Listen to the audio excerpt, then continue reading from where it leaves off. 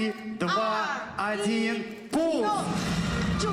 Си Цзиньпиннің яраткан қонақлы ғиберелері КФУның императорлар залында бұл проектінің яңа сезонына старт берелер. Россия телевидениесында ул быйыл 3-нче тапкыр эфирга чыгачак.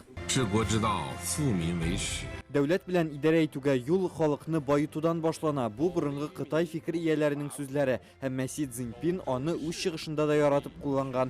Һәр тапшыруга дистәләгән шундый ғибәрә туплана. Телевизион проектның беренче өлешләрен миллионлаган Россия кешесе караган. Россиядә һәм бөтен дөньяда Конфуций кебек бөек фәлсәфәчеләрне яхшы беләләр.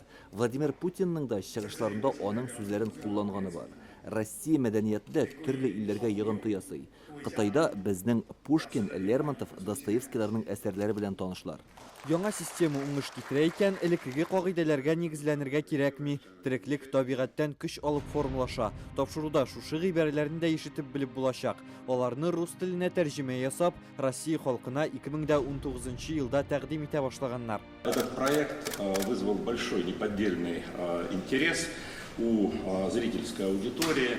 Это были и канал «Культура», и канал «Россия-24». Тарихчылар фикеренчә, кытайлар элек-электән төрле милләтләрнең гореф-гадәтләренә хөрмәт белән караган, шуңа элемтәләре дә киң кырлы һәм нык була. Мисал өчен, быел Россия һәм Кытай арасында дустана мөнәсәбәтләр булдыруга да 75 еллыкны билгеләп үтәбез. Кытай һәм Россия чиктәш илләр, шуңа безне уртак тарихи һәм социаль багланышлар бәйли. Узган ел ике арада товар әйләнеше 240 миллиард долларга җитеп рекорд куела. Аларга нефть, газ, күмер сатабыз. Кытайдан машина, компьютер, кесә телефоннары сатып алабыз. Аларда яңарышның зур адымнар белән атлавы үткәннәр белән бәйле дип ышаналар.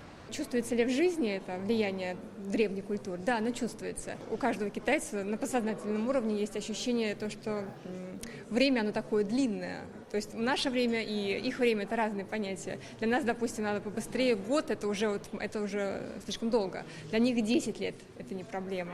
Проектның 3-нче сезоны ВГТРК, Большая Азия каналларында, Российская газета һәм Евразия сегодня сайтларында урнаштырылачак. Рүзәл Шарипов, Алмаз Зиядинов, Яңа гасыр каналы.